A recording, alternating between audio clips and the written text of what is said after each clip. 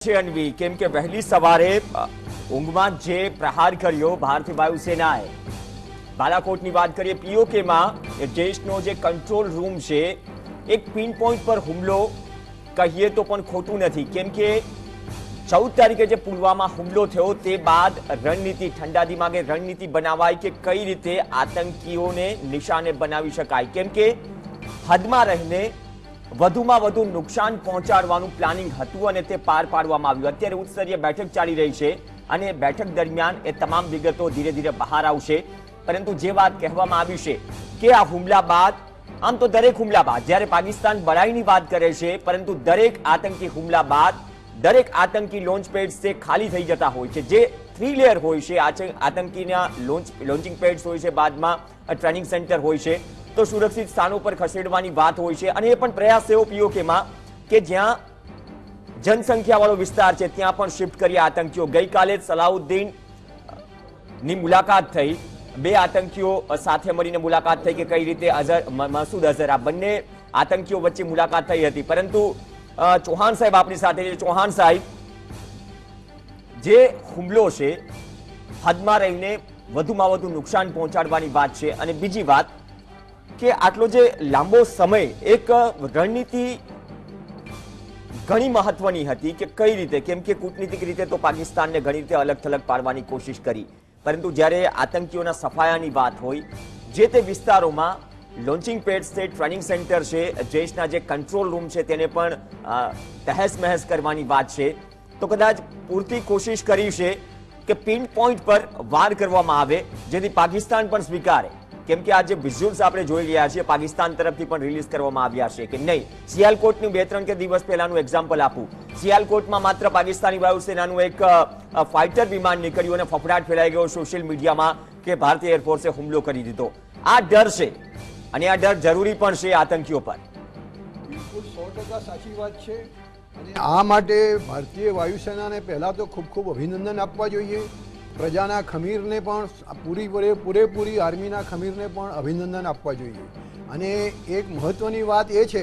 કે આતંકવાદી અત્યાર સુધી હુમલા કરી અને પછી ભાગી જતા હતા અથવા પોતે સુસાઇડ બોમ્બર હોય તો એ મરી જતા હતા પણ એના જે આકાઓ છે એ પોતે સલામત રહેતા હતા અને બીજા જે એમના કેમ્પો એમની ટ્રેનિંગ કેમ્પો એ બધા સલામત રહેતા હતા અને આ જે હુમલો કરી અને એના ટ્રેનિંગ કેમ્પોને પણ એનો ખુરદો બોલાવી દેવામાં આવ્યો છે અને બીજા સાથે નુકસાન થયું હશે અત્યાર સુધી ચોક્કસ ફિગર નથી આવ્યો પણ મારું માનવું છે કે 200 થી 300 આતંકવાદી અથવા ટ્રેની અથવા એના આકાઓ એમના ટ્રેનર્સ એ થઈ અને એટલી કેઝ્યુઅલિટી મિનિમમ થઈ હશે એવું ચોક્કસ મારું માનવું છે અને એના કારણે આ એક જોરદાર એને પાઠ ભણાવવામાં આવ્યો છે અને જો એ પાઠ શીખી લે તો સારી વાત છે પણ જો એ પ્રવૃત્તિ એમની ચાલુ રહેશે તો બની શકે કે આનાથી પણ વધારે મોટા હુમલા કરવા પડે અને છેલ્લે કદાચ ભારત પાકિસ્તાનને યુદ્ધ થઈ જાય એવી શક્યતાઓ પણ ઊભી થઈ। જી બિલકુલ બિલકુલ ચૌહાણ સાહેબ જે પ્રકારની કાર્યવાહી ભારત દ્વારા કરવામાં આવી છે આ પ્રકારની માંગ ઘણા બધા સમયથી દેશવાસીઓ કરતા હતા। 12 દિવસ આજે થયા છે 14મી ફેબ્રુઆરીએ જે પુલવામામાં આતંકી હુમલો થયો ત્યારબાદ આ જડબાતોડ જવાબ પાકિસ્તાને આપણે આપ્યો છે। એક તરફ પાકિસ્તાનના વડાપ્રધાન શાંતિ માટેની અપીલ કરતા હતા શું લાગી રહ્યું છે કે ક્યાંક એ લોકોને એમને ભડક પણ આવી ગઈ હતી। આ સાથે એક મહત્વના સમાચાર મળી રહ્યા છે નજર કરીશું સંરક્ષણ પ્રધાન અને ગૃહપ્રધાનની પીએમ મોદી સાથે બેઠક પૂર્ણ થઈ છે। સુરક્ષા મામલાની કેબિનેટ બેઠક જે હતી તે પૂર્ણ થઈ છે તો એક તરફ એનએસએ અજીત ડોભાલ જે છે તેમણે પણ જે પ્રકારનો કાર્યવાહી કરી છે તે અંગેની તમામ માહિતી વડાપ્રધાન મોદીને આપી। સંરક્ષણ પ્રધાન અને ગૃહપ્રધાનની પીએમ મોદી સાથે જે બેઠક છે તે પૂર્ણ થઈ છે અને જે હુમલો કરવામાં આવ્યો તે અંગેની તમામ માહિતી આ બેઠકમાં માહિતી અંગે ચર્ચા કરવામાં આવી છે। ચૌહાણ સાહેબ જે વાત કરી આપણે કે પાકિસ્તાનના વડાપ્રધાને જે વાત કરી તે શાંતિની અપીલ કરતા હતા શું લાગી રહ્યું છે કે જે આ કાર્યવાહી ભારત દ્વારા કરવામાં આવી છે તેની ભનક આવી ગઈ હતી? એ વાત ચોક્કસ છે। 2 દિવસ પહેલાં અમેરિકાના પ્રેસિડેન્ટ ટ્રમ્પનું પણ સ્ટેટમેન્ટ હતું કે ભારત કોઈ મોટી કાર્યવાહી કરવા જઈ રહ્યું છે અને સાથે સાથે જે રીતે આપણી પોતાની ઇન્ટેલિજન્સ હોય છે બાતમી મેળવનારા હોય છે એ જ રીતે પાકિસ્તાનના પણ સરકારના લશ્કરના બાતમીદારો હોય છે અને એ ભારતની જે આ ઉપરાઉપરી બેઠકો એકબીજાને સલાહ સૂચન ઉપરાંત આવા જે નિવેદન એના ઉપરથી એમણે ધારણા તો ચોક્કસ બાંધી જ હતી કે ભારત હુમલો કરવાનું છે અને એટલે જ ઇમરાન ખાને એક અપીલ કરી હતી કે અમને એક ચાન્સ આપો પણ મને લાગે છે એ ચાન્સ આપવાની કોઈ જરૂર નહોતી અને જે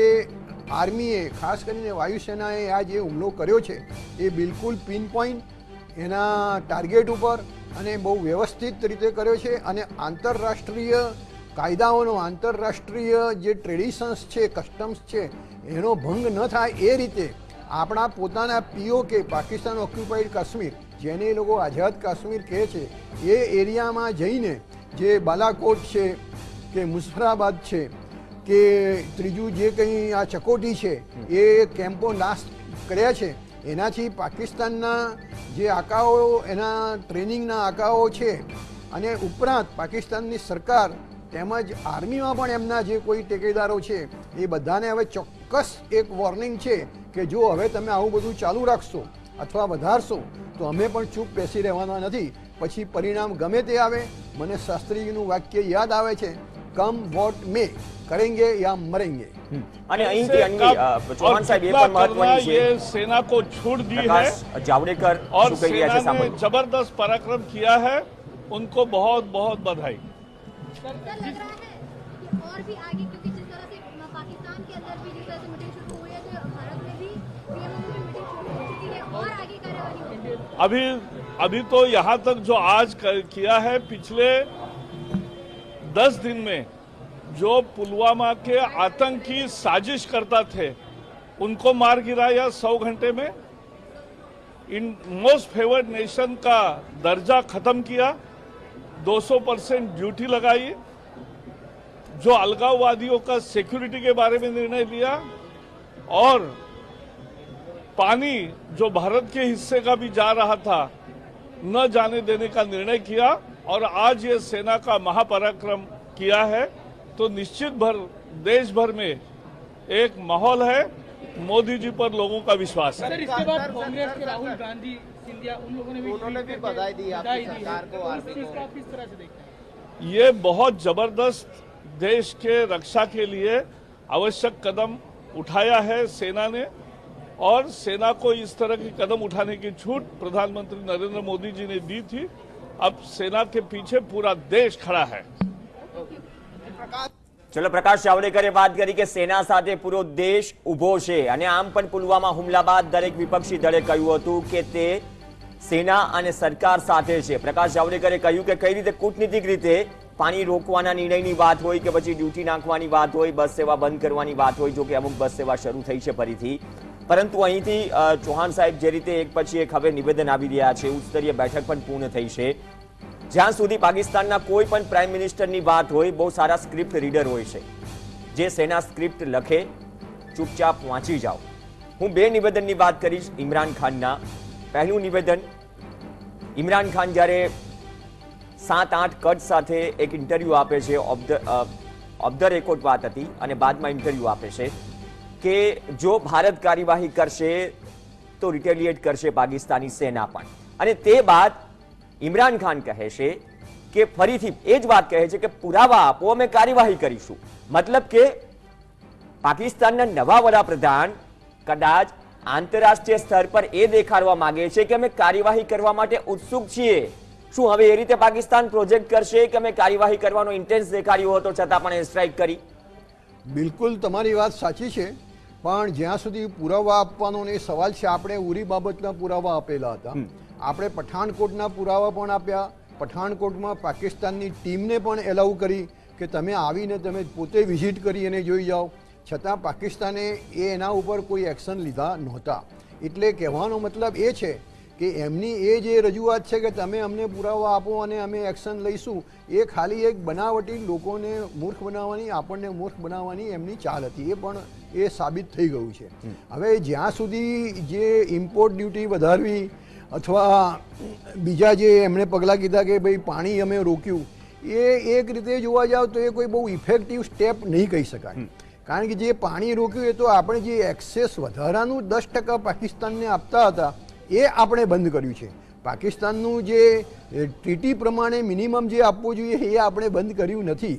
એટલે એક જાતનું કહેવાય ને કે ખાલી દેખાવ પૂરતો એ એક કહેવાય। અને આ જે પરાક્રમ જે છે સેનાએ, વાયુસેનાએ કર્યું છે એ ખરેખર બિરદાવવા લાયક છે, અને એના માટે જે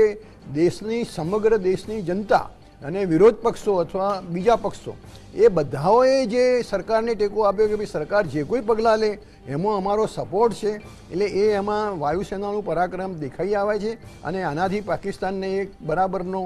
એક પાઠ ભણાવવાનું એને ભણવો જોઈએ. જો એ ન ભણે તો એના દુર્ભાગ્ય ગણાશે. અને બીજી વાત કે અન્વી, પરવેઝ મુશર્રફ જે દુબઈમાં છે હાલ, ગઈકાલે એક સ્ટેટમેન્ટ હતું કે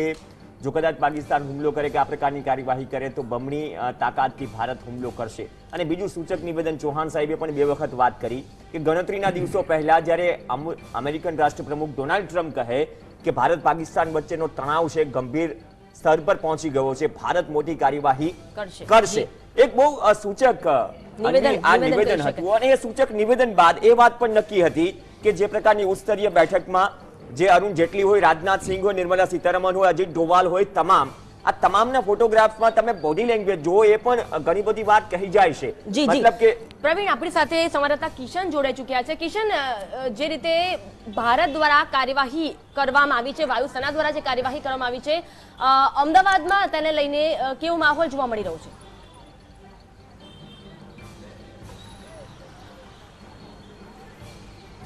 મોડી રાત્રે 3:30 વાગે ભારતીય વાયુસેના દ્વારા કાર્યવાહી કરવામાં આવી છે અને અનેક જે પાકિસ્તાન એટલે કે પાકિસ્તાન ઓરિએન્ટેડ કાશ્મીરમાં રહેલા જે જૈસે મોહમ્મદ આતંકવાદના જે હેલિપેડ હતા તે